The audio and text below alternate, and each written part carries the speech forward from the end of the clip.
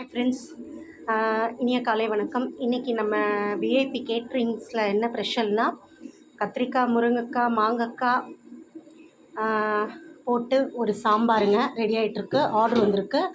அடுத்து காரக்குழம்பு செய்யணும், அடுத்து பொரியல், அடுத்து வடை போடணும். செஞ்சுட்டே இருக்கிறோம் பாருங்கள்.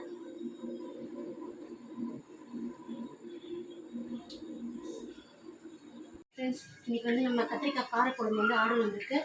எப்படி செய்யலான்னு பார்க்கலாமாங்க. ஃபஸ்ட்டு அதை நம்ம பொரிச்சு வச்சுக்கோங்க. எண்ணெய் கத்திரிக்காய் எண்ணெயில் பொரிச்சா தான் அது தப்பாக டேஸ்ட் வருங்க.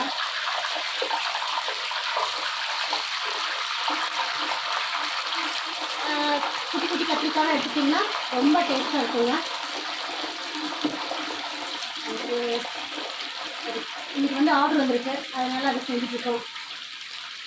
செம டேஸ்ட்டாக இருக்குங்க. நீங்கள் இந்த மாதிரி எண்ணெயில் பொரிச்சு செஞ்சீங்கன்னா அது இன்னும் ஒரு பிடி சாதம் சாப்பிடுவீங்க.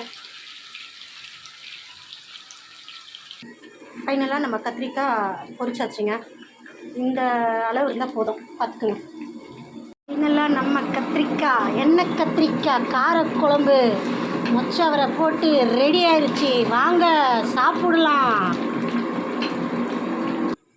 ஃபைனலாக நம்ம எண்ணெய் கத்திரிக்காய் ரெடி ஆயிடுச்சுங்க. அறுசுவையும் நாக்கில் நடனமாக போகுது. போங்க, ஒரு பிடி சாதம் சூடாக போட்டு அப்படியே அப்பளம் இருந்ததுன்னா அப்பளம் போட்டு நெய் ஒரு சொட்டு விட்டு இல்லை நல்லெண்ணெய் விட்டு சாப்பிட்டிங்கன்னா தேவாமிரதமாக இருக்குங்க. வாங்க ஒரு பிடி எல்லோரும் சாப்பிட்லாம்.